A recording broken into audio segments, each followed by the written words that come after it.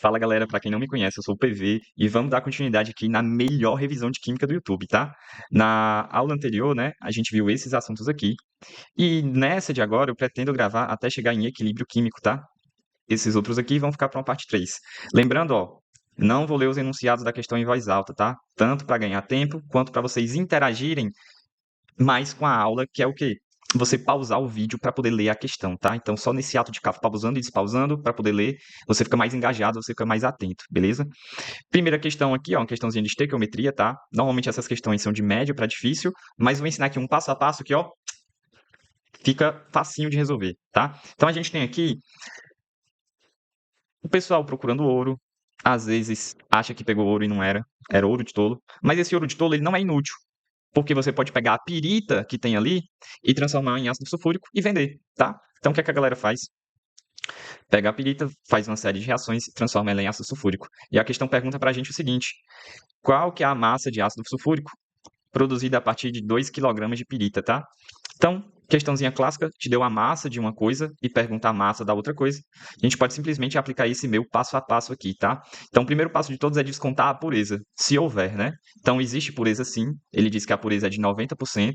Isso significa que nos meus 2 quilogramas de pirita, perdão, nos meus 2 quilogramas de ouro de tolo, apenas 90% é pirita. Então, na hora que eu precisar colocar essa massa, esse valor de massa aqui, eu não coloco 2 quilos, eu coloco 1,8 kg, beleza? Segundo passo é encontrar a proporção estequiométrica, tá? Então, proporção estequiométrica entre quem? Entre a pirita e o ácido sulfúrico. Como é que a gente faz isso? A gente vai vendo a proporção, ó, passo a passo. Por quê?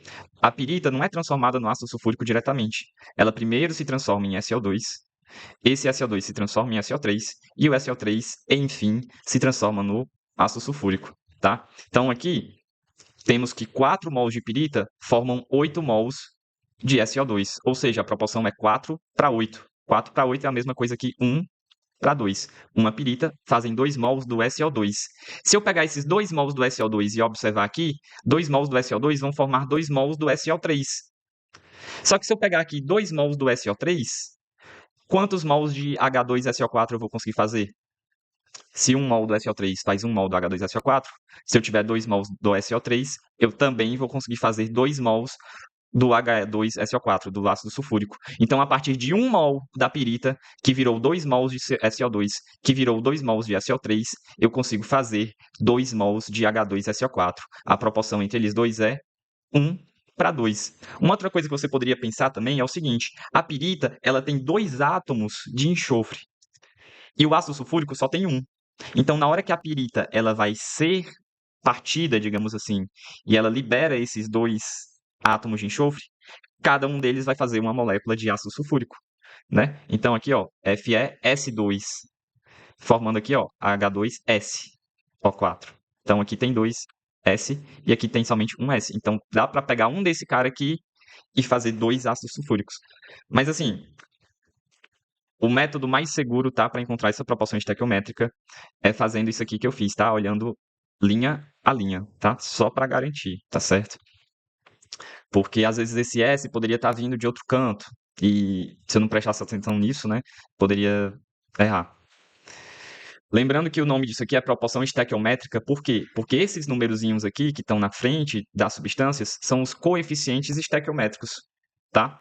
Que diz a quantidade em mols que eu vou ter daquela substância ali nessa minha receita. Porque estequiometria é literalmente receita de bolo, tá? É a mesma coisa que eu dizer para você, com 2 ovos você faz uma receita de bolo. E aí eu te perguntar, se eu te der 10 ovos, vai fazer quantos bolos? Estequiometria é isso. Seguindo em frente. Então, a gente encontrou a nossa proporção estequiométrica e tem que transformar essa proporção estequiométrica que a gente tem aqui numa proporção de massa. Numa proporção de massa. Como é que a gente faz isso? Ora, aqui está em mols, eu quero que esteja em gramas.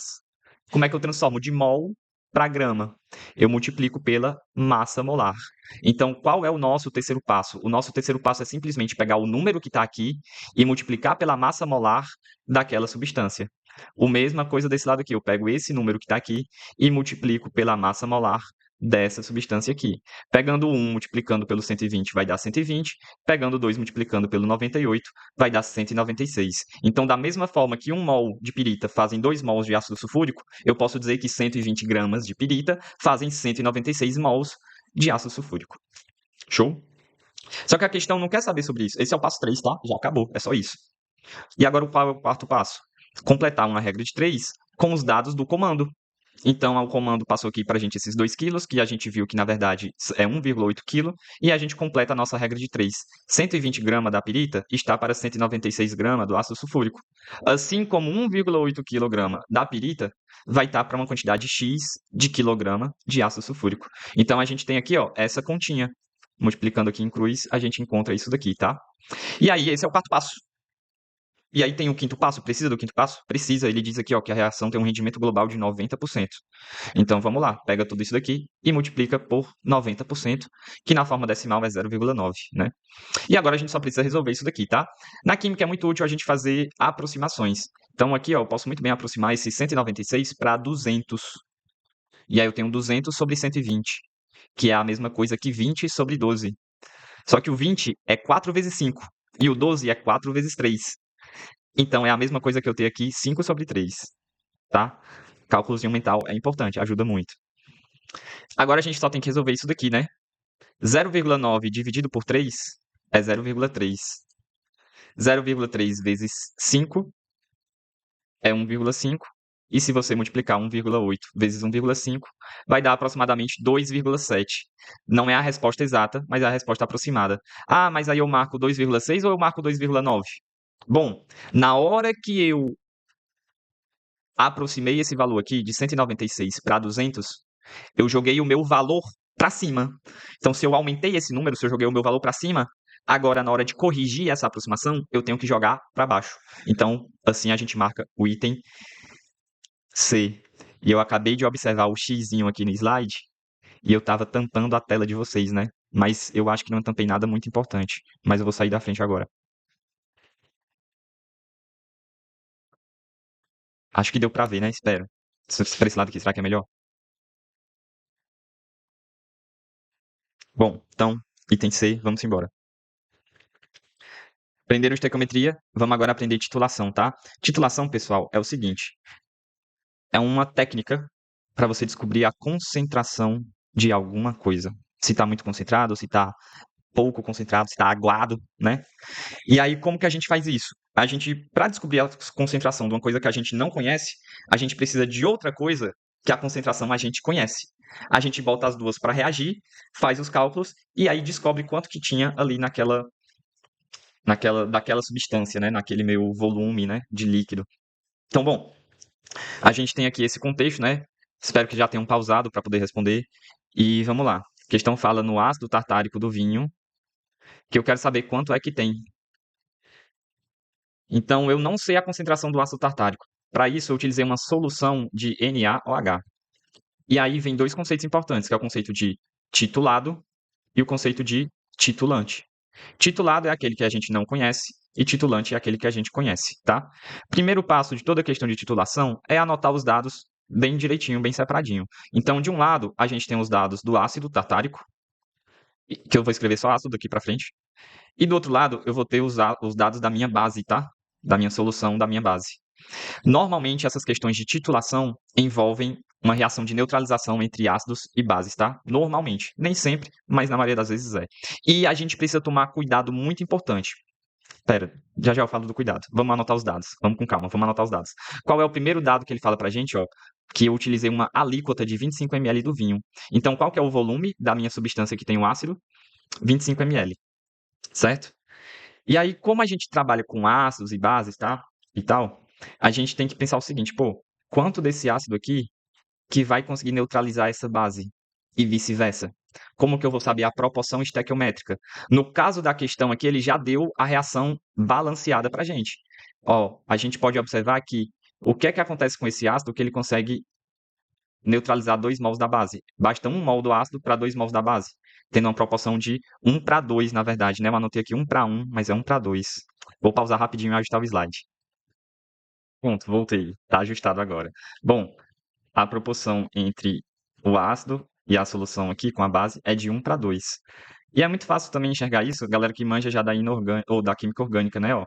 Olha aqui nossa carboxila, né? Olha aqui o grupo funcional que faz esse cara ser um ácido carboxílico, ser um ácido, né? Então é esse hidrogênio aqui que ele consegue liberar na forma de H+. É esse hidrogênio aqui que ele consegue liberar na forma de H+. Então esse cara libera 2H+, então eu preciso sempre pensar no seguinte: quantos H+ que esse cara libera para poder saber quanto da base que eu vou precisar, tá? Então como esse cara libera 2H+, eu vou precisar de 2 mols da base. Por isso que a proporção fica 1 mol do ácido para 2 mols da base, porque esse ácido aqui, ó, ele libera 2H+. É o que a gente pode chamar também de ácido diprótico, porque ele libera 2 prótons. O H+, ele é simplesmente um próton vagando, né? E aí, a questão, às vezes, ela não dá essa reação bonitinha pra gente, que a gente olha aqui, opa, aqui tem 1 e aqui tem 2, então é 1 para 2. Às vezes a questão não diz isso. Às vezes a questão só fala assim: o ácido tarará, ele é um ácido triprótico. Então, se ele fosse um ácido triprótico, a proporção ia ser 1 mol do ácido para 3 mols dessa base aqui, né? Porque essa base libera só 1 OH-. Então, questão de titulação, uma das primeiras coisas a fazer é fazer o quê? Ver qual que é a proporção entre aqueles dois reagentes, tá? No caso aqui, um ácido e uma base. Como que a gente guia, nesse caso aí, dos ácidos e das bases, comparando a quantidade de H+ liberado com a quantidade de OH- liberado. Precisa ser igual. Esse cara aqui libera 2H+, né? Então ele vai precisar de 2 bases dessa, porque essa base só libera 2 OH-, tá? Seguindo em frente, anotando os dados. A questão fala aqui que eu tenho uma alíquota de 25 ml do vinho. O que é que vai ser uma alíquota? A alíquota é só uma amostra, tá? Porque tu não vai fazer a reação com o vinho todo, né? Senão tu desperdiça o vinho todo. Basta uma pequena amostra para reagir. E aí esse volume é 25 ml. Aí, o que mais tem de dado? Ele diz a concentração da minha solução básica, né? Anotamos. Esse símbolo aqui, pessoal, esse colchete aqui significa concentração, tá certo? Então aqui é a concentração do NaOH naquela solução aquosa. Ele diz também que eu consumi um volume de 8 ml dessa base. Então, o volume aqui é 8 ml. E aqui no comando ele pergunta qual que é a concentração do ácido, certo? Então, o que é que a gente vai fazer? Agora, com os nossos dados anotados, né? Eles estão organizados aqui dessa maneira. A reação está aqui com as alternativas. Então, vamos começar. Qual que sempre é o primeiro passo numa reação de titulação, né? Numa questão de titulação? É anotar os dados. Então, vocês anotam os dados do jeito que está aqui. Volumes e concentrações, tá? Junto da nossa proporção estequiométrica, né, entre eles dois. E aí o primeiro passo agora vai ser o quê? De resolução. O primeiro passo vai ser encontrar o N daquele que você tem mais informações sobre. Eu tenho mais informações sobre o ácido ou mais informações sobre a base? Sobre a base, né? Então eu começo por aqui. Deu uma cortada aqui porque tinha um cachorro latindo muito e gente fazendo zoada, eu pausei a gravação, tá? Mas voltando aqui, né? A gente tem mais informações da base, então a gente começa por ela, né? E a gente tem que fazer o quê? A gente tem que encontrar esse N aqui. E como que a gente faz isso, né? A gente multiplica a nossa concentração, que é o quê? Mol por litro, pelo volume em litro, tá? 8 ml escrito em litro é 0,008, né? Que é só dividir por 1000. Então é só multiplicar. Na hora que eu multiplico aqui, ó, litro, quando eu multiplico mol por litro vezes litro, o litro some e fica só a quantidade em mols. Então o N, né, que é a quantidade em mols da nossa base aqui, vai ser igual a 8 vezes 10 a menos 4 mols. Deixa assim mesmo, deixa em notação científica, tá? Facilita a nossa vida lá na frente. Então o primeiro passo é esse. A gente descobre o N de quem tem mais informações. Quem é que tinha mais informações? A base. A gente descobriu o N dela. Como que a gente descobriu o N dela? Multiplicou aqui, ó, o volume pela concentração, tá? Sendo que tem que tomar cuidado que o volume tem que estar na mesma unidade do volume da concentração, ml e litro. Outra coisa que daria para fazer também é simplesmente uma regra de 3, né? 0,1 mol está para 1 litro. Então, quantos mols estarão para 8 ml? Também dá para fazer sendo uma regra de 3, não precisa ficar usando fórmula, decorando fórmula, não. Bom, segundo passo é encontrar o N do outro, da outra substância. Quem é a outra substância? O ácido. Como que eu vou saber o N dele? Ora, se eu sei o N da minha base, automaticamente eu sei o N do ácido. Por quê? Eu não tenho uma proporção estequiométrica entre eles, ou seja, uma proporção entre justamente os N. Então, se a minha base eu tenho 8 vezes 10 a menos 4 mol, o meu ácido eu vou ter a metade. Certo? Peraí, professor, não peguei. Ora, se eu tenho 1 mol do ácido, eu tenho 2 da base. Se eu tiver 2 mols do ácido, eu vou ter 4 da base. Se eu tiver 10 mols do ácido, eu vou ter 20 da base. Então, se a minha base for 8 vezes 10 a menos 4, a quantidade do ácido não vai ser sempre a metade, né? Então, aqui eu só bastei dividir por 2, tá? E assim a gente encontrou o N do ácido. Tranquilo, né? Terceiro passo. Agora que a gente sabe o N, a gente ganhou uma informação a mais aqui do ácido, certo? Então, a gente sabe o volume, a gente sabe quantos mols tem dentro daquele volume, então a gente sabe a concentração, que é basicamente isso, quantos mols tem ali dentro, né? Então, em 25 ml, eu tinha 4 vezes 10 a menos 4 mols. Em 1 litro, eu vou ter quantos mols? Então, é só fazer essa regra de 3, né? Porque aqui eu estou pegando o volume de 1 litro, e se eu estou pegando o volume de 1 litro, a minha resposta aqui no final, eu vou saber quantos mols que tem dentro de 1 litro. Ou seja, eu vou saber a concentração em mol por litro. E aí, resolvendo essa regra de 3, a gente tem essa expressão aqui, né? Esse 10 a terceira vai cortar parcialmente com esse 10 a menos 4, e eu vou ficar com 0,4 sobre 25 mols por litro, certo? Não resolvam, deixa na forma de fração. Lembrem-se, na química a gente empurra tudo com a barriga e resolve as contas tudo no final. E aí tem o último passo na questão de titulação vai ser sempre ajustar a unidade. Se a pergunta já fosse em mol por litro, aí eu já marcava aqui o que tivesse aqui em mol por litro, né? Mas tá tudo aqui em grama por litro. Então, esse mol aqui, eu vou ter que transformar em grama, tá? Então, toda questão de titulação vai seguir esse passo a passo. Esses 3 passos aqui para achar a concentração e um quarto passo só para fazer algum ajuste da unidade. Aí esse quarto passo vai variar muito, certo? Esse tipo de ajuste. Porque tem várias unidades de concentração, né? Ou então ele vai dar algum cenário, te perguntar, tu encontrou a concentração? Então me diz aí quanto é que tem em 3 litros do vinho. Aí tu faz só uma regra de 3. E aí, fazendo essa regra de 3, né, a gente tem o quê? A massa molar diz pra gente que em 150 gramas do meu ácido, isso vai corresponder a 1 mol. Então, essa quantidade de mols aqui que a gente achou vai corresponder a quantos gramas, certo? Então, eu quero saber quantos gramas equivalem a essa quantidade aqui de mols. Só fazer essa regra de 3. Aí, vocês fazendo essa conta aí, vocês encontram 2,4 grama. Ou seja, se essa quantidade aqui de mols eu tinha ela em 1 litro, eu tenho essa quantidade de grama em 1 litro. Então, a concentração aqui é 2,4 grama por litro. A resposta é o item B, tá? Então, espero que vocês tenham pegado bem o passo a passo da estequiometria, pegado bem o passo a passo da titulação, certo? Eu consegui simplificar aqui em passos simples que vocês, aplicando no dia da prova, são questões que vocês vão acertar, tá? Se Deus quiser. Bom, vamos agora falar de coloides. Um assunto mais tranquilo, né? Cálculo já passou, vamos falar de coloide, né? Vocês pausam, leem a questão, marcam. Antes de eu resolver, vamos primeiro falar dos coloides. Existem vários tipos de coloides, né? Tem os géis, os aerossóis, os sóis e as espumas e as emulsões. São 5. A emulsão é o mais importante de todos. Praticamente só cai dela, né? E o que é uma emulsão, gente? É quando você consegue misturar, né, de uma maneira bem distribuída, bem espalhada, bem uniforme, né? Uma substância que é apolar e uma substância que é polar, certo? Então pensem em água e óleo. Elas não ficam em 2 fases bem separadinhas, mas existe uma maneira de você fazer tudo aquilo ali ficar bem misturado, bem uniforme. E aí dá até a impressão de que ali só tem uma fase, mas na verdade tem 2. Por exemplo, o leite. Quando você olha para o leite, parece ter só uma fase. É um líquido branco. Por quê? É, porque o leite é um coloide, certo? Às vezes dá esses cortes é porque quando tem algum barulho, aí eu corto. Bom, de novo.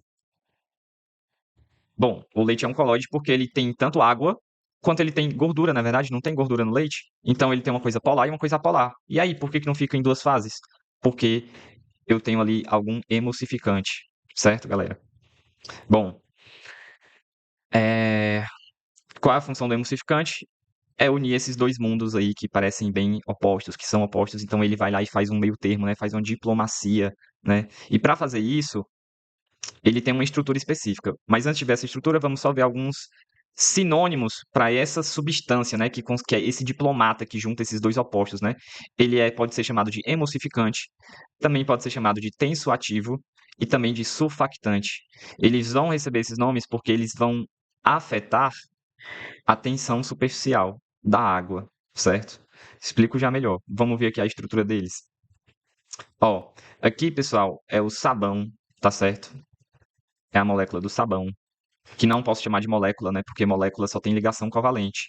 E aqui a gente tá vendo que tipo de ligação, pessoal. Já falei para vocês no vídeo passado, hein? Se eu boto aqui um negativozinho e eu boto aqui um mais, isso aqui é uma ligação do tipo iônica. Então aqui eu tenho um íon negativo e aqui eu tenho um íon positivo ligados juntos. Então essa substância que eu tenho aqui é o que, pessoal? É um sal.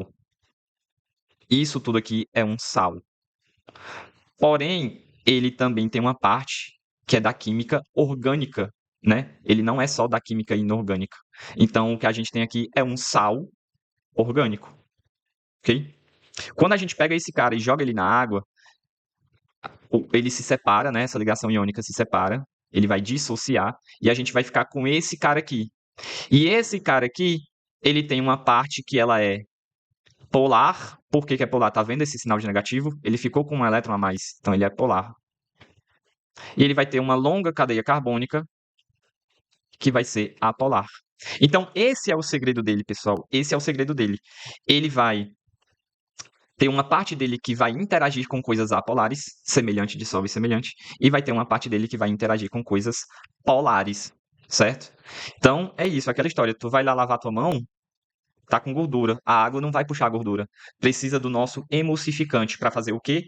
Dá aqui o braço, dá aqui o braço, dá aqui o braço na água, dá aqui o braço na gordura, e os três vão-se embora, ralo abaixo.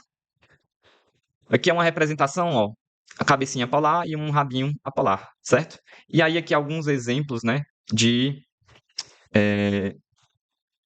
emulsificantes, tá? Sabão, detergente, gema do ovo, a bile e o surfactante pulmonar, certo? Vamos falar logo dele, tá? Pensei em não falar, mas eu acho que pode cair uma questão disso. É muito interessante, que é o quê? O nosso pulmão, ele é como uma sacola. Tem vários sacos que são os alvéolos, né? E ele vai abrindo para passar o ar. Só que ele não pode ficar fechado totalmente, certo? Não pode ficar fechado totalmente. Por quê? O alvéolo, ele tem líquido ali dentro, um pouquinho de muco. Não é muito líquido, né? Porque senão você já vai estar com uma pneumonia, né? Mas ele tem um muco. Assim como a nossa boca não produz saliva, né? O alvéolo ele tem um mucozinho ali. Por quê? Para facilitar a troca gasosa, né? Então a gente precisa desse muco aquoso. Só que qual que é o problema desse muco aquoso? Imagina uma sacola molhada. Ela não fica pregada e fica difícil abrir ela, né? Então se a sacola ela tá pregada e é difícil abri-la, isso é um problema. Então esse problema no nosso pulmão precisa de uma solução. Qual que é a solução? Existem células dentro do nosso pulmão que vão produzir esse surfactante pulmonar, que é como se fosse um detergente. E aí ele vai diminuir a tensão superficial da água. Porque o motivo da sacola não abrir é por conta das forças de atração da água, né? Essa mesma força que é o quê? A tensão superficial dela, né? Por conta das pontes de hidrogênio, né? Adesão, coesão, então ele está ali pegado.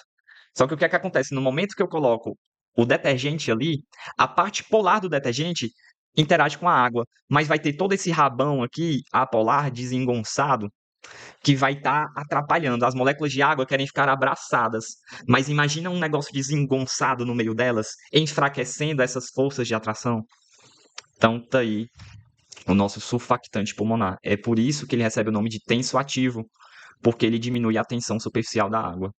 É por isso que ele recebe o nome de surfactante, porque surfac tem a ver com surface, né, que é superfície em inglês. Então, é a mesma coisa que vai estar relacionado com a tensão superficial, tá? Então, a bile também já caiu a questão da bile. Beleza, agora olha para essa estrutura aqui, ó. Qual é essa carga que a gente tem aqui, ó? Qual é essa carga que a gente tem aqui? Positiva ou negativa?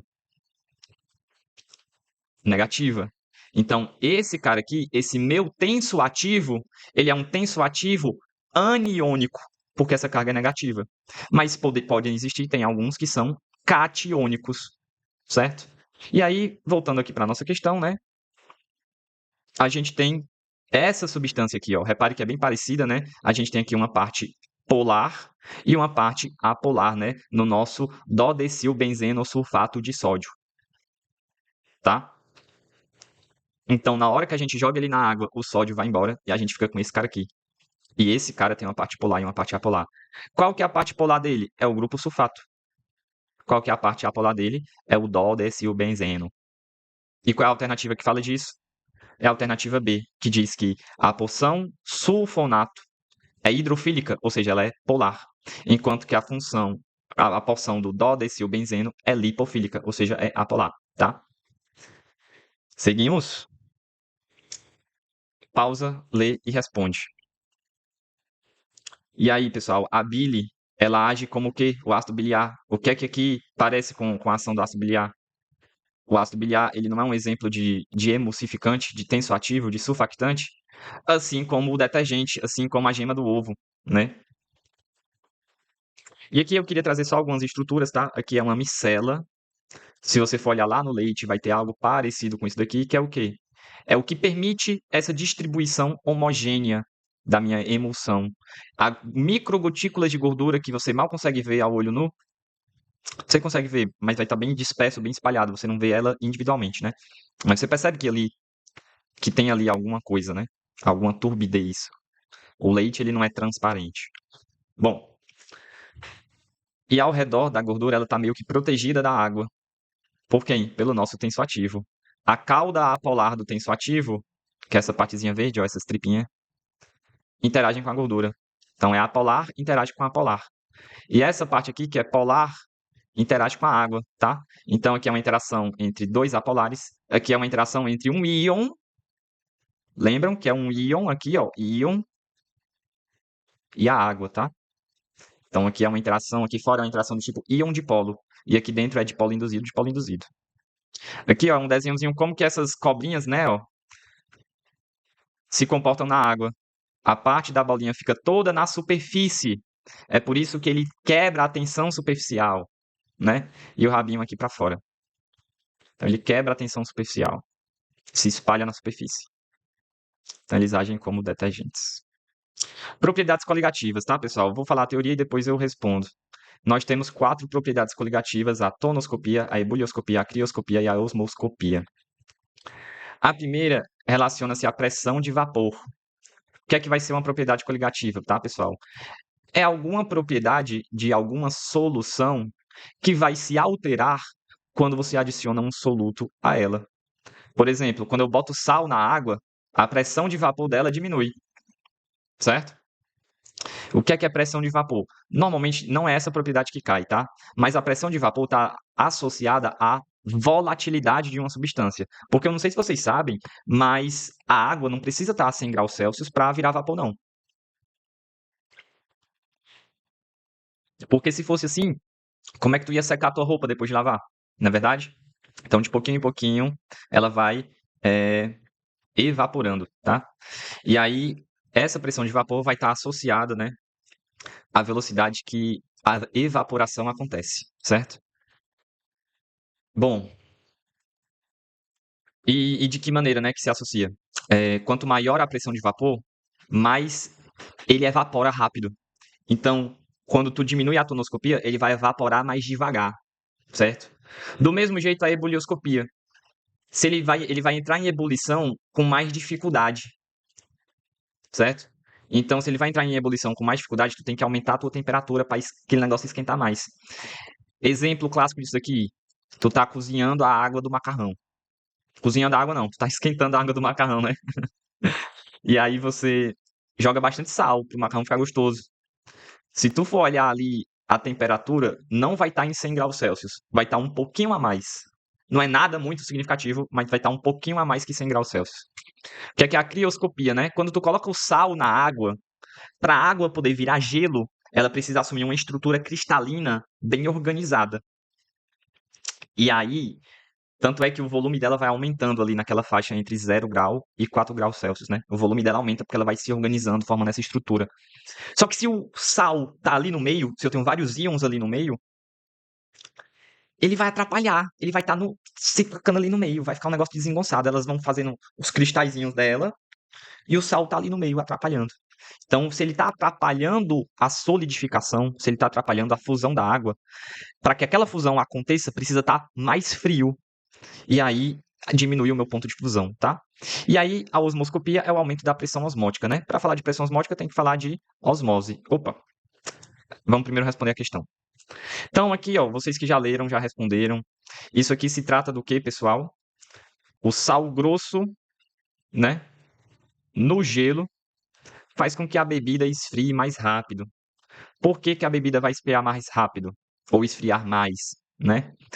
Pelo seguinte motivo. Quando eu coloquei o sal ali, eu não estou diminuindo o ponto de fusão? E aí tu vai deixar a tua cerveja num gelo que está a 0 graus Celsius? Ou tu prefere deixar a cerveja num gelo que está a menos 2 graus Celsius, porque o ponto de fusão dele diminuiu?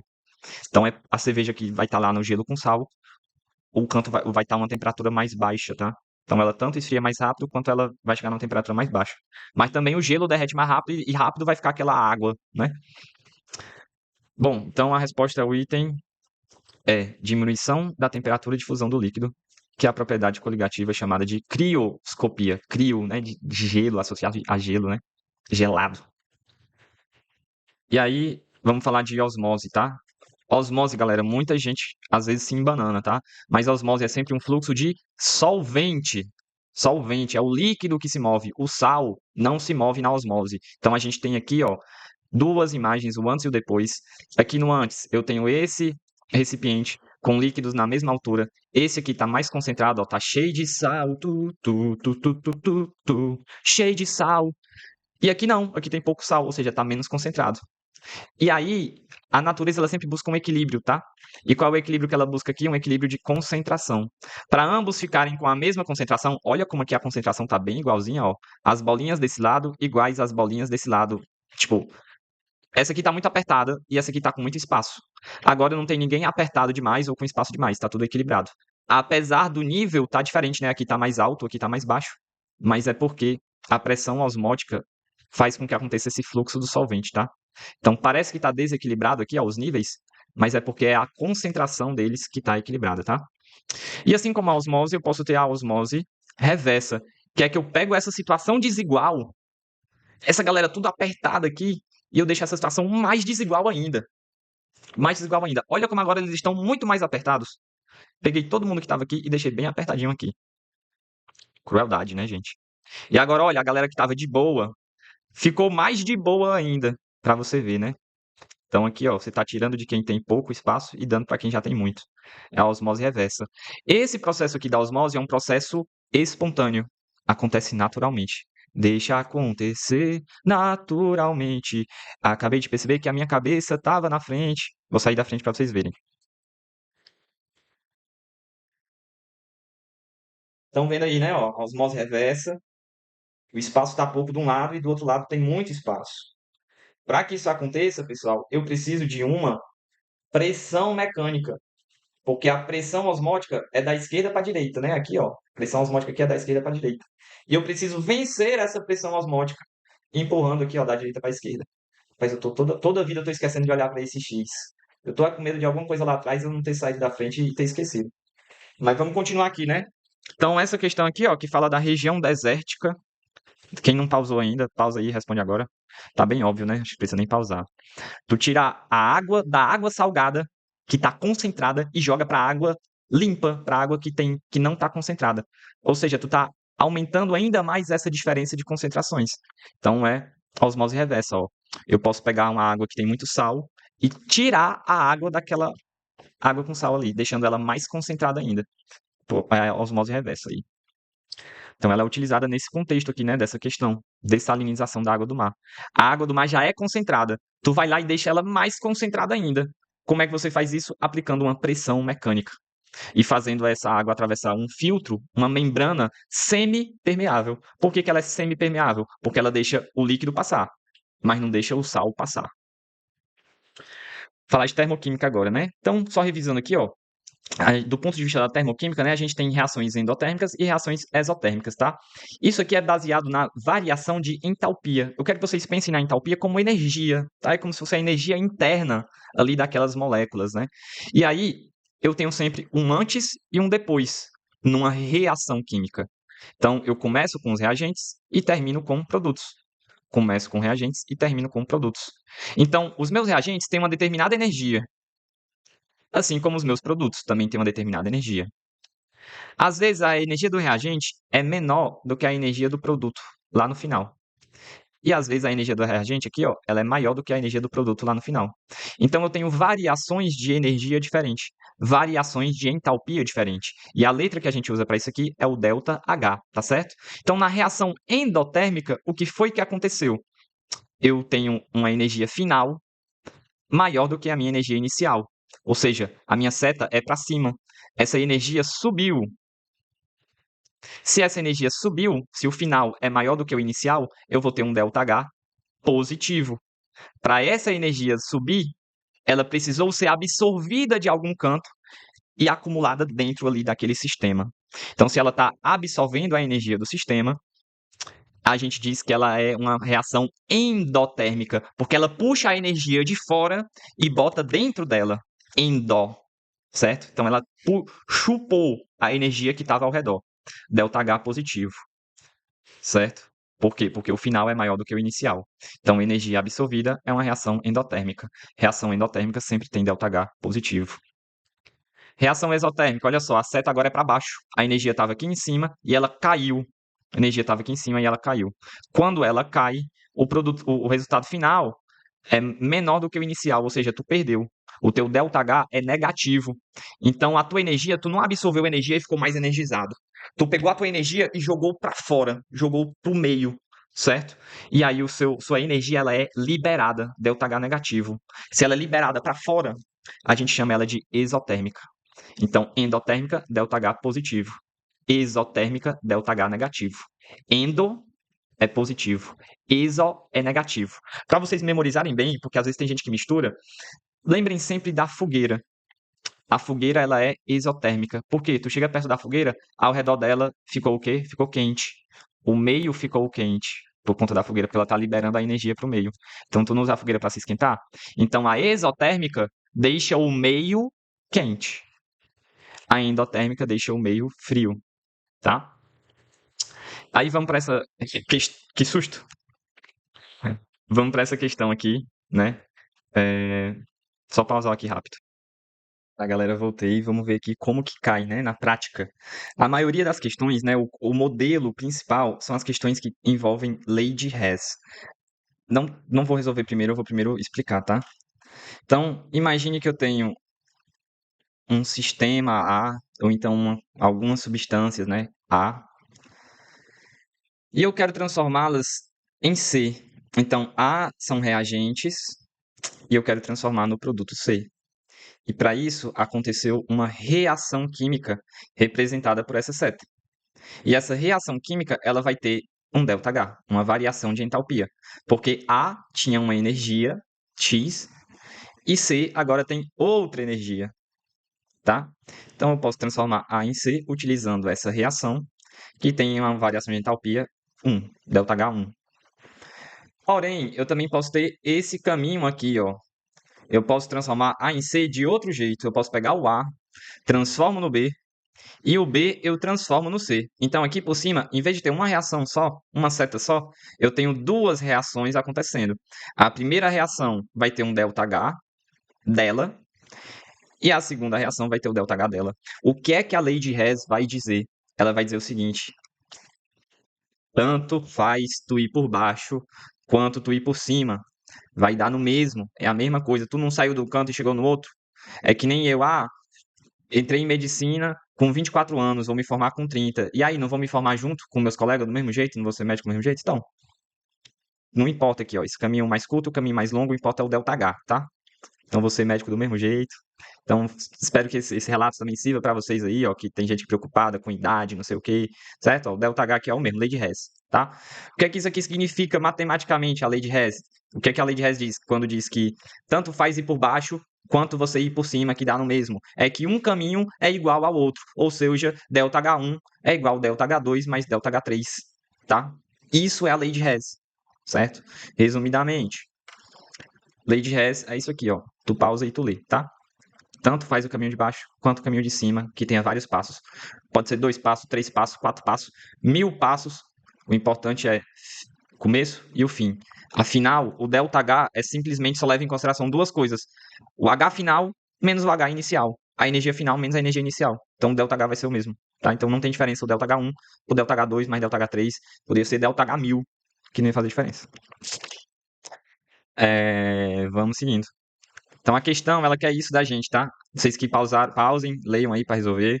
A questão é o seguinte, ela tem 3 estados aqui, ó, que nem é o meu triângulo. Eu tenho esse estado aqui de cima, esse estado aqui de baixo e esse estado aqui que está no meio, que é o estado final, né? Eu não quero transformar o bióleo em CO2 gasoso mais água gasosa. Então o que a questão pede para a gente no comando é representado por essa seta aqui. A queima de 5 gramas do meu bioóleo resultando em CO2 gasoso e água gasosa. Então a questão que é essa seta. Só que ela não me disse o valor dela. Você que calcule, meu chato. Mas ele diz o ΔH dessa daqui e dessa seta aqui. Então, em outras palavras, o que é para a gente fazer? A gente tem que encontrar o resultado da seta azul baseado na soma dessa seta rosa com a soma dessa outra seta rosa. Por quê? Você ir daqui de cima para cá é a mesma coisa que tu primeiro descer e depois subir. A seta azul é igual à soma das setas rosas. Você descer pela seta azul tem o mesmo resultado final do que você primeiro descer lá embaixo pela rosa e depois subir em cima da rosa, certo? Como é que se traduz? É lei de Hess, galera. Isso é a lei de Hess. Então, o que é que a gente tem aqui? Que esse ΔH total azul é igual à soma desses dois ΔH rosa. E aí, qual que é o valor dessa seta rosa aqui para baixo, essa primeira? Menos 18,8. Então, tu vai escrever ΔH igual a menos 18,8. E essa seta rosa aqui, qual que é o valor dela? Responda aí. Que nem Dora Aventureira, vai. Acertou quem disse que é mais 2,4. Vixe, professor, errei. Eu tinha dito menos 2,4. Pois é, essa seta, quando aponta para baixo, não é uma entalpia diminuindo, por isso o sinal é negativo. Dessa daqui que aponta para baixo. Mas a gente quer o sentido oposto. No sentido oposto, a gente troca o sinal. Então, a gente vai ter menos 18,8. Essas duas que estavam no mesmo sinal, no mesmo sentido, eu mantive o sinal. Enquanto essa daqui, que estava num sentido diferente, eu troquei o sinal. Tá? Seguimos. ΔH deu esse valor aqui. Tu vai lá, marca o item E e erra. Por que que tu errou? Porque aqui é a queima de 1 grama, galera. É a queima de 1 grama. E o enunciado que é a queima de 5 gramas. Então, muita atenção. Toda questão de cálculo que vocês resolverem. Encontrou a resposta? Não marca ainda. Lê o comando de novo. Lê o comando uma segunda vez.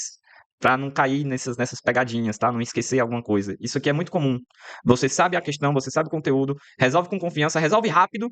E às vezes nessa afobação de marcar rápido, também você se engana, né? Então, achou a resposta? Não marca ainda não. Lê o comando de novo só para garantir que era aquilo mesmo que tinha perguntado. Isso é muito importante para matemática. Multiplicando por 5, fica menos 82. Item C de Cuidia. Outra questão de lei de Hess. Essa aqui é tranquila, né? Essa questão aqui, a pessoa sabendo geometria plana, responde essa questão aqui, que é só pegar essa seta, tirar o tamanho dessa, que tu tem um tamanho da seta azul. É ou não é? Mas outra forma de cair lei de Hess é dessa maneira aqui. É outro padrão, tá? Aqui a gente tem o quê? A gente tem uma reação única que ela pode ser destrinchada em reações de várias etapas até ter o mesmo resultado. Certo? Então aqui eu tenho uma reação global e aqui eu tenho semi-reações. Ai, professor, eu morro de medo que aí tem que balancear tudo e sair cortando tudo. Ai, meu Deus. Calma. Como é que a gente resolve isso daqui? De uma maneira muito simples. Tu não precisa sair balanceando tudo, não. Vamos ser espertos. Ó, o que é que a gente faz? Aqui não tem ferro. E aqui não tem ferro também. Tem ferro sozinho em algum outro canto desta reação? Não tem. Então, o que é que eu sei que eu preciso fazer aqui? Pô, esse ferro aqui tem que estar bem igualzinho com esse ferro daqui de cima. O que é que falta para eles ficarem bem iguaizinhos? Bom, esse está nos produtos, esse já está nos produtos. Então, ele já tem isso em comum. Só que esse ferro aqui é só um, e aqui são dois. Então, qual é o ajuste que eu preciso fazer com o meu ΔH dessa primeira reação aqui? Porque, pessoal, da mesma maneira que eu vou combinar essas reações para dar essa reação daqui de cima, eu vou ter que fazer o quê? Combinar os ΔH. Tá certo?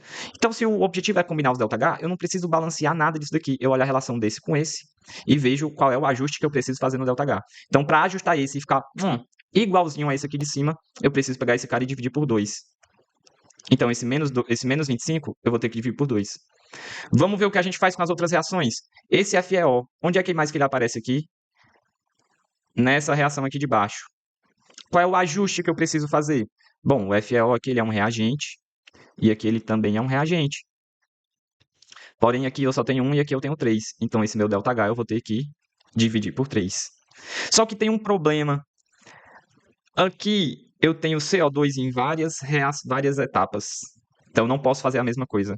Aqui eu tenho CO em várias etapas. Então, eu não posso fazer a mesma coisa. Porém, eu tenho uma substância dessa reação 3 que só aparece em um lugar.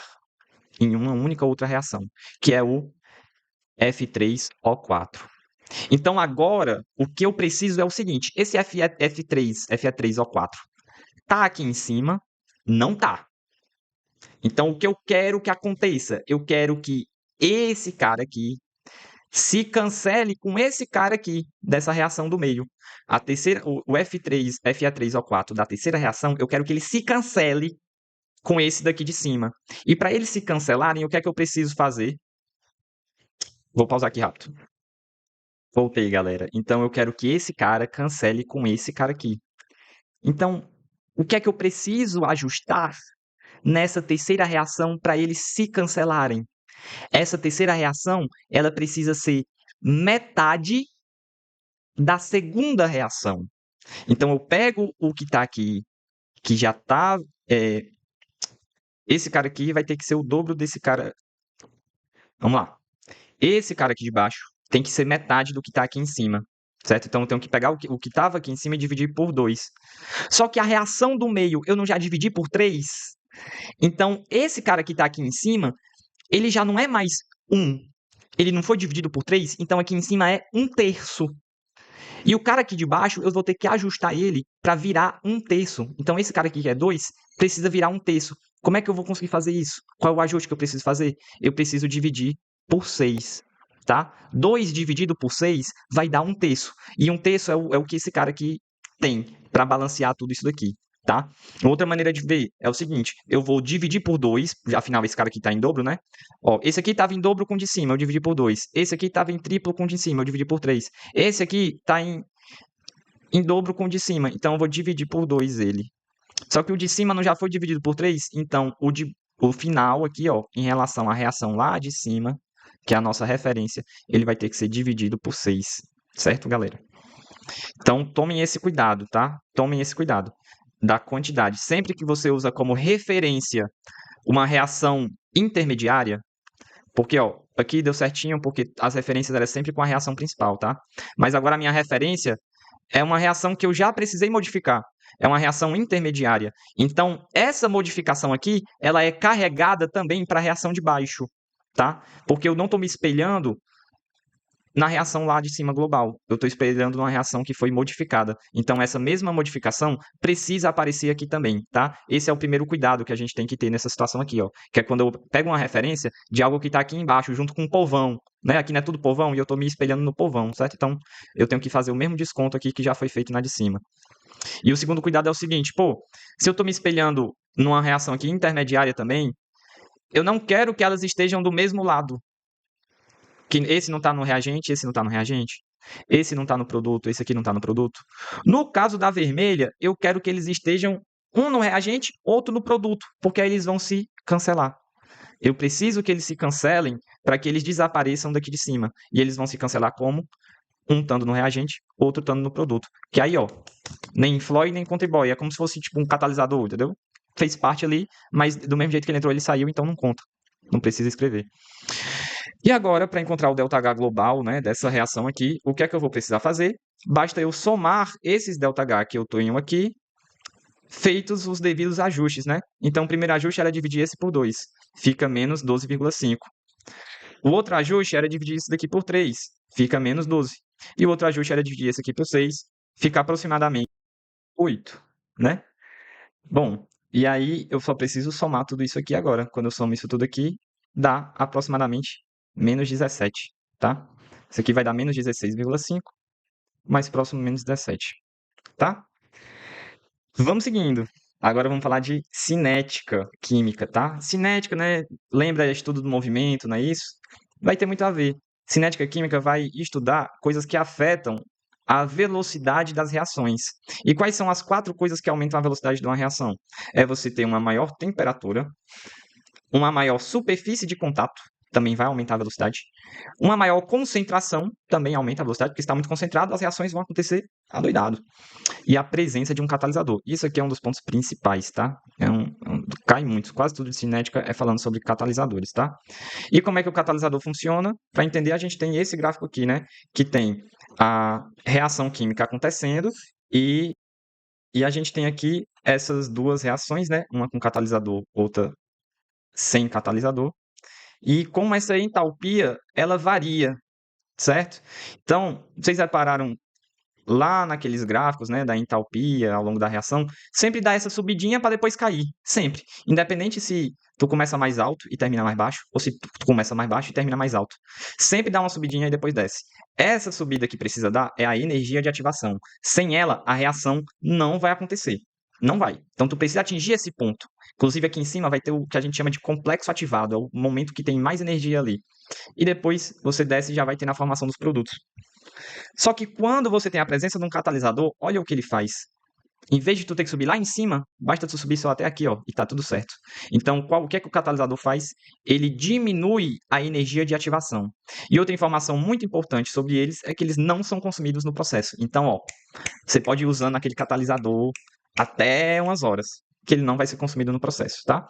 E aí, resumir. Ah, tá. E aí a questão aqui pergunta, né? Vocês já devem estar na pegada, né? Tipo, não precisa eu falar para você pausar e tentar responder, né? Mas essa questão aqui fala do vermilion, que essa reação seria catalisada por um íon cloreto. Então, falou que ela foi catalisada, pensou em catalisador. Então, se esse íon cloreto é um catalisador, o que é que ele está fazendo ali na prática? O que os catalisadores fazem, que é o que? Diminuir a energia de ativação, certo? E aí, muito importante é a gente lembrar o que o catalisador faz e o que ele não faz, certo? Então, resumindo tudo aqui de importante, né? O catalisador ele acelera a reação. De que maneira? Reduzindo a energia de ativação. Eles não são consumidos, mas eles fazem parte sim da reação química, tá? Ele só é regenerado no final. Mas ele faz parte da reação química. Então, se aparecer alguma alternativa na tua frente dizendo, ele não faz parte da reação, lógico que faz. Ele cumpre o papel dele. Coisas que ele não faz, ele não altera o ΔH. Então, se tiver algum item falando que ele altera o ΔH, não altera. Eles não deslocam o equilíbrio. A única coisa que eles fazem é que o equilíbrio é atingido mais rápido. O equilíbrio é atingido mais rápido. Mas ele não desloca o equilíbrio. O equilíbrio é sempre o mesmo. Então, ó, o item B aqui, ó, fácil, né, da galera se confundir. E aí os catalisadores, eles não são imortais, tá? Eles podem ser consumidos em outras reações, em outros contextos, né? E aí a gente chama essas substâncias que estragam o catalisador, a gente chama de veneno, tá? E lembrar também que as enzimas são catalisadores biológicos. Pronto, é tudo isso que precisa saber sobre cinética química. Essas 4 coisas aqui, ó, que aumenta a velocidade de reação, entender como que a energia de ativação é reduzida, né?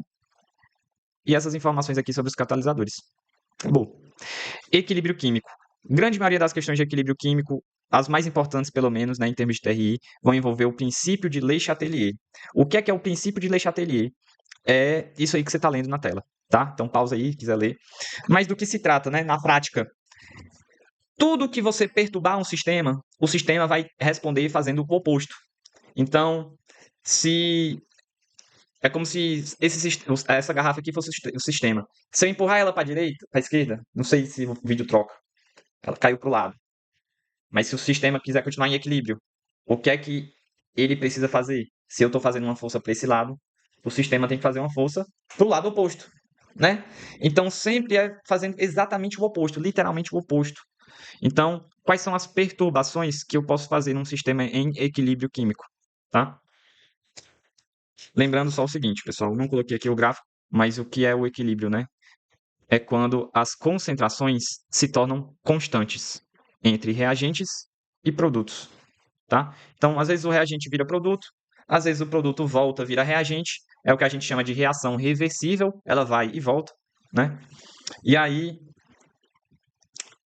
isso vai acontecendo, vai acontecendo, vai acontecendo, e chega um momento de equilíbrio. Esse equilíbrio não significa que o tempo parou, que o tempo congelou, tá? Isso só vai significar que, na mesma velocidade que eu transformo reagente em produto, eu transformo produto em reagente. Então, as quantidades dele param de se alterar.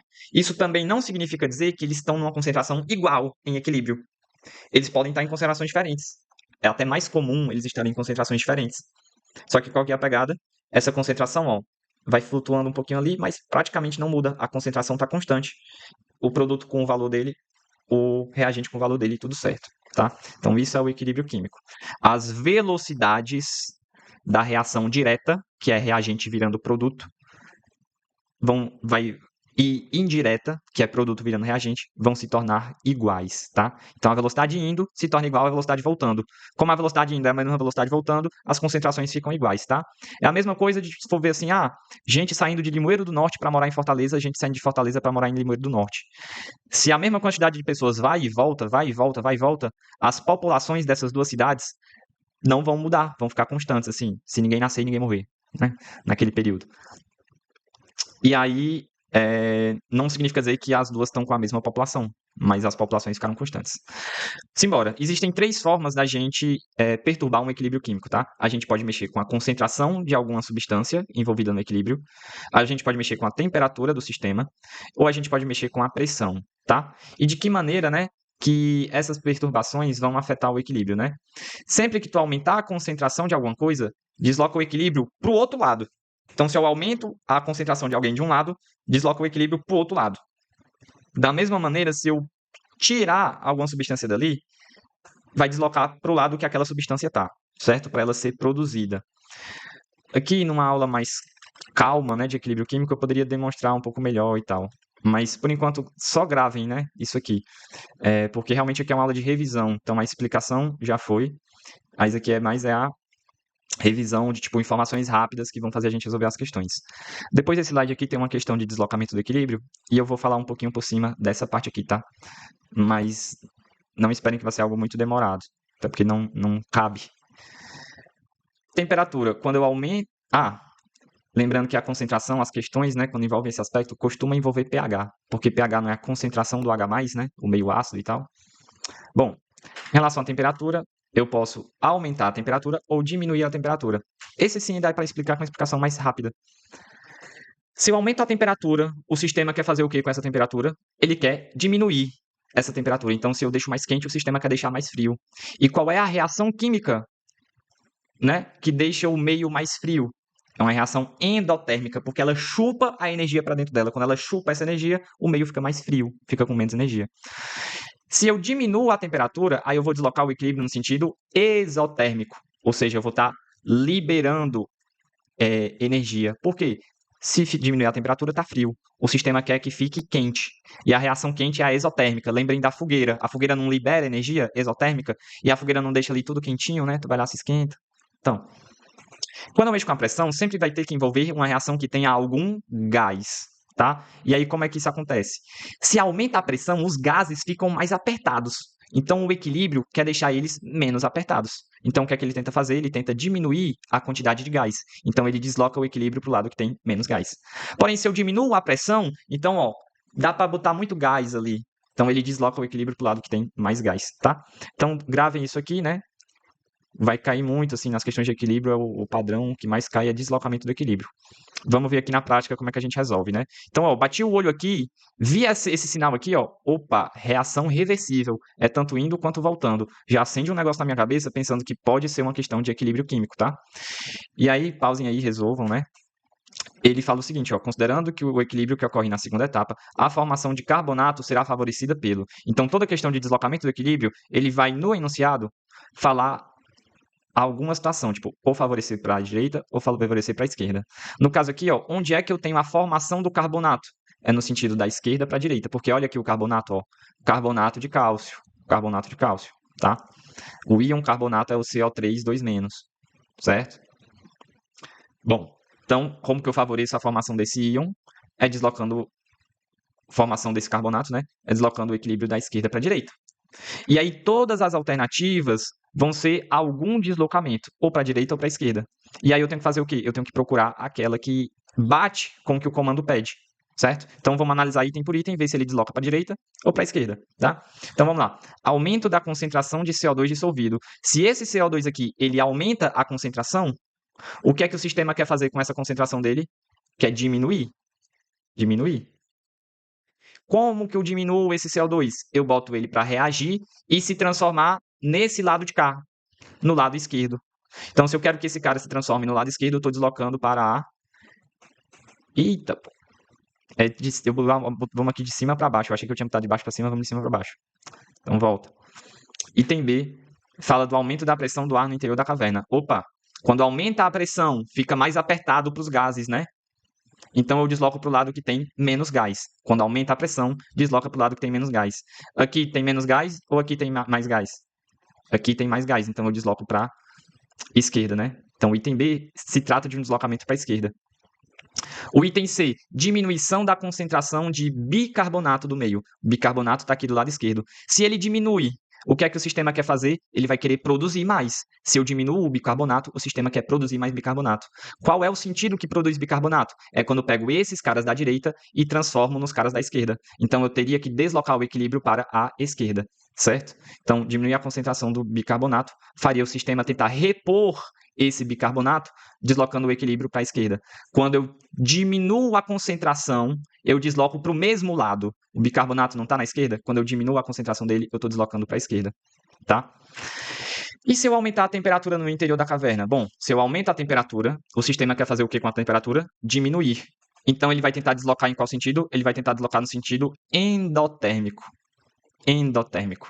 E quando eu tenho esse ΔH aqui, ó, mais 40, deslocar a reação da esquerda para a direita é a reação endotérmica. E a da direita para a esquerda seria a exotérmica. Então, se da esquerda para a direita é endotérmico, quando eu aumento a temperatura, que o sistema quer diminuir essa temperatura, que o sistema precisa dessa reação endotérmica, então ele vai favorecer a reação endotérmica. E aí, a reação endotérmica é da esquerda para a direita. E aí o item é, né, se eu aumentar a concentração desse cara, o sistema vai querer consumi-lo.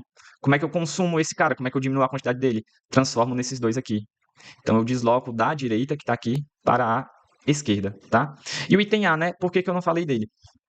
Porque aqui não tem H+ em nenhum canto. Não tem OH- em nenhum canto.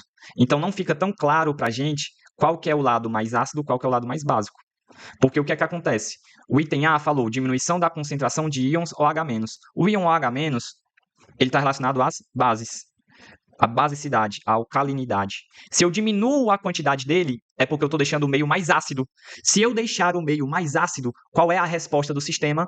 É tentar deixar o meio mais básico, para neutralizar, para voltar para o equilíbrio dele, né? E aí, o que é que o item A quer que aconteça? Quando diminui a concentração do íon OH-, é para deslocar o equilíbrio no sentido que tem mais base, no sentido mais básico, certo? Então, essa que seria a interpretação. Isso aqui deslocaria o equilíbrio no sentido mais básico. Então, eu teria que deslocar para o sentido que tivesse ou mais OH-, para ele ser formado e deixar o meio mais básico, né? Diminuir a concentração do OH-, então vamos aumentar a concentração dele de novo. Ou deslocaria para o lado que tivesse menos H+, né? Porque aí eu estaria desfavorecendo o H+ e jogando fugindo do lado ácido. Só que aqui não fica claro para a gente, tá? Porém, é deslocando para a esquerda. O item A desloca para a esquerda. Por quê? Porque aqui eu tenho o íon bicarbonato, certo? E nesse lado aqui, o íon bicarbonato ele é uma base forte, certo? Por que ele é uma base forte? Porque se você for lá na minha aula... Ai, não, eu não postei essa aula porque o áudio deu problema. Mas, de maneira resumida, existem os ácidos e as bases de Bronsted-Lowry. Esse cara aqui é um íon que vem de um ácido fraco, que é o ácido carbônico. Então, se ele vem de um ácido fraco, ele é uma base forte. Então, o íon bicarbonato é uma base forte. Mas isso aí é outra história, não tenho como me aprofundar aqui, tá? Mas vamos supor que na hora da prova tu não faz ideia do item A. não já dá para marcar o item D, não? O item D tu tem certeza que tá certo. E o item A tu tá em dúvida. Então, do jeito que tá aqui, já daria para marcar o item D, tá? Mas fica aí o registro que o item A desloca para a esquerda. Beleza? E aí, assim, galera, se você, uma dica, tá? Se você tiver na dúvida do que o comando tá falando sobre, se tiver, ó, 4 setas para a esquerda e uma seta para a direita, tu não sabe aqui a do comando, esquece, tu não leu o comando, mas tu avaliou os deslocamentos aqui, ó, do item A até o item E, e ficou desse jeito aqui. Tu ia marcar qual item? O item D, né? Só pode ter uma resposta correta. Outro modelo de equilíbrio químico é envolvendo a constante de equilíbrio, né? E a constante de equilíbrio é sempre produto sobre reagente. Sempre, sempre, sempre, sempre. Ai, mas tem o Ka. Ai, mas tem o Kb. Ai, mas tem o Kw, tem o Kps, tem o K isso, tem o K aquilo. Todos são a mesma coisa. Todos são concentração dos produtos dividido pela concentração dos reagentes. Todos. Qual que é a diferença? É que o Ka é isso aqui de um ácido. O Kb é isso aqui de uma base. Pronto. Exemplo. Temos aqui a reação reversível do HCl ionizando e formando H+ e Cl-. Então, esses são os produtos e esse aqui é o reagente, tá? E aí, pensem aqui comigo. O HCl é um ácido forte, né? Se ele é um ácido forte, ele libera muito H+. Se ele libera muito H+, ele tem muitos produtos. Então, esse valor aqui, produtos sobre reagente, vocês concordam que vai ser um valor mais alto? Ácido forte libera muito H+. O H+ é o produto. Então, eu tenho muito produto e pouco reagente. Muito produto e pouco reagente faz esse K ser alto. Então, eu posso dizer que o Ka desse ácido forte é um Ka alto. O mesmo vai valer para as bases. Um Kb alto significa que a base é forte. E aí, a questão, faltou o comando, né? Eu mandei vocês pausarem e tentar resolver, mas eu tinha cortado o comando para caber melhor as anotações. Mas essa questão aqui, pessoal, ela quer neutralizar uma substância básica, né? Ó. Ele quer neutralizar uma substância básica, ó, o grupo amino. Amino tem característica básica, né? Então ele quer neutralizar o grupo amino. Como que ele vai fazer isso? Usando um ácido. Qual é o ácido mais indicado? É aquele que tiver o Ka mais alto dentre esses aqui. Quem é que vai ter o Ka mais alto desses? É o ácido etanóico. Mas esse daqui tem o elevado 10 elevado a menos 16, professor. Dê uma estudadinha melhor nas potências aí de 10, né? Expoente negativo, né? É ruim. Vai ficar 0,0000016 zeros, né? Esse aqui vai ficar só 0,00, só 5 zeros, né? Bom, resposta ao item C. Última. Essa era a última questão, pessoal. Espero ter gostado da segunda aula. Fiquem aí no aguardo da terceira parte. Vou tentar dar uma corridinha aqui para postar o quanto antes para vocês focarem. Deixe aí nos comentários se tiver algum tipo de feedback. E é isso. Tchau, tchau. Obrigado pela atenção.